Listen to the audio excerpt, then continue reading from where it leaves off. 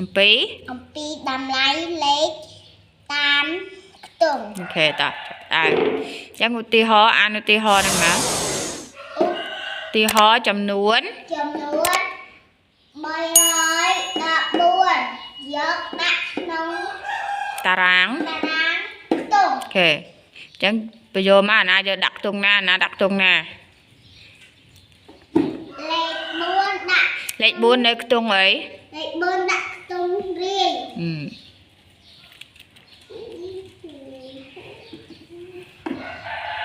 លេខ 1 ខ្ទង់10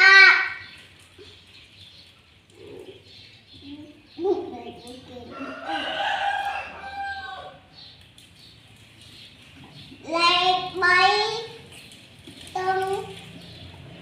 នៅខ្ទង់អីលេខ 3 ខ្ទង់រយ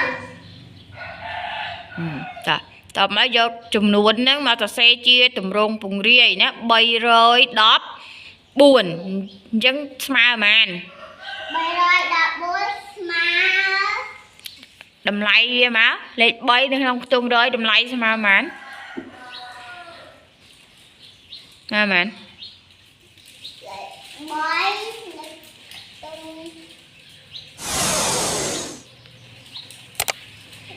នោះទៅសេអាស្មើនោះសិន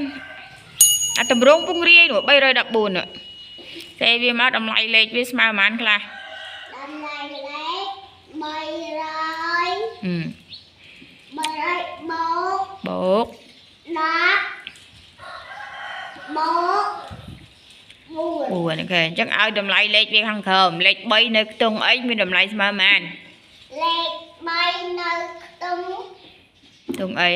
ខ្ទង់រយមានតម្លៃវាប៉ុន្មាន3អី300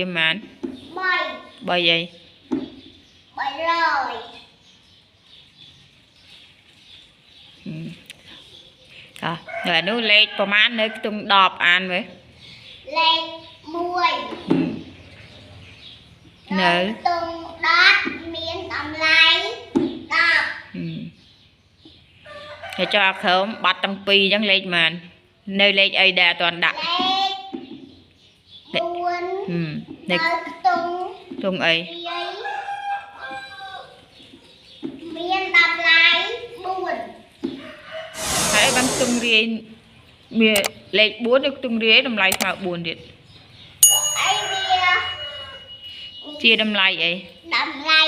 ខុសតម្លៃរាយវាជារាយមួយណាអញ្ចឹងចំនួនទាំងអស់ហ្នឹងស្មើមែនចំនួនទាំងអស់នោះស្មើ